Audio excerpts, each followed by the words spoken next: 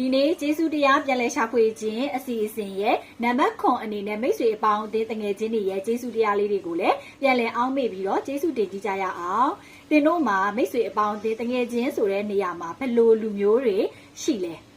ကိုယ့်ရဲ့ဘေးပတ်ဝန်းကျင်မှာရှိတဲ့ကိုယ့်ရဲ့အပေါင်းအသင်းတွေအကြောင်းကိုစဉ်းစားပြီးတော့တဦးတစ်ယောက်ချင်းစီကိုကြည့်ပြီးတော့မျက်လုံးထဲမှာမြင်ရောင်ပြီးတော့ကျေးဇူးတင်ကြည့်ကြရအောင်ကျမရှိမှာဆိုလို့ရှိရင်ကျမတို့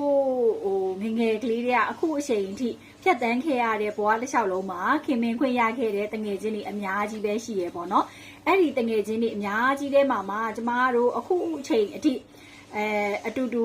ရှိနေတဲ့တငယ်ချင်းတွေလည်းအများကြီးရှိတယ်ခဏလေးပဲတွေ့ပြီးတော့ကွဲကွာသွားတဲ့တငယ်ချင်းတွေလည်းအများကြီးပဲရှိတယ်အဲ့ဒီတငယ်ချင်းတွေထဲမှာကျမတို့အပေါ်မှာမိသားစုထက်ပို့ပြီးတော့ပေါ့နော်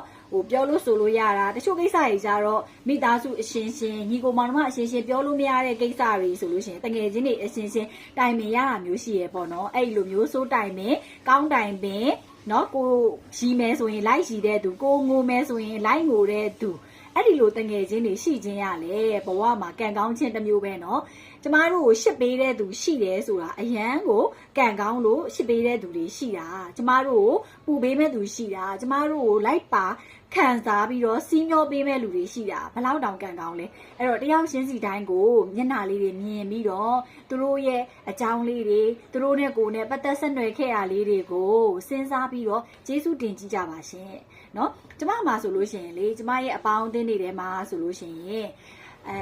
တော်တော်များများကအကုန်လုံးကောင်းကြတယ်အကုန်လုံးကောင်းကြတယ်ဆိုတာဘာလေးပဲလို့ပေါ့နော်ကျမတို့အဝင်အဝိုင်းလေးကလေငွေကြေးပဲလို့လူအကူအညီပဲလို့เนาะနှုတ်အားဖြင့်လဲကူညီတယ်လက်အားဖြင့်လဲကူညီတယ်အကုန်လုံးဝိုင်းဝန်းပြီးတော့ကူညီပြီးတော့အခုချိန်အထိတည်မြဲတဲ့ relationship လေးတွေကိုကျမတို့တိဆောက်ထားတယ်အဲ့ဒီလိုမျိုးဖြစ်ဖို့အတွက်ကလေကိုယ်တိုင်ကလည်းအရေးကြီးတာပေါ့နော်ကိုကလည်းသူတို့ကိုစိတ်ရင်းစေတနာမှန်နဲ့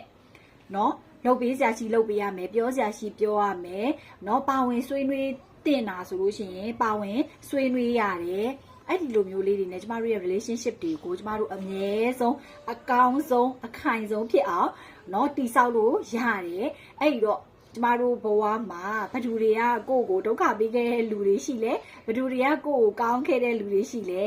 အဲ့ဒီဟာတွေအပေါ်မှာသူ့ရဲ့ကောင်းခြင်းဆိုးခြင်းအပေါ်မှာကိုယ့်ရဲ့ပြောင်းလဲသွားတဲ့စိတ်ကလေးတွေအပေါ်မှာလိုက်ပြီးတော့ကျေးဇူးတရားပွားများကြည့်ကြပါနော်ဒီနေ့ဒီနေ့လက်တွေ့အချိန်မှာ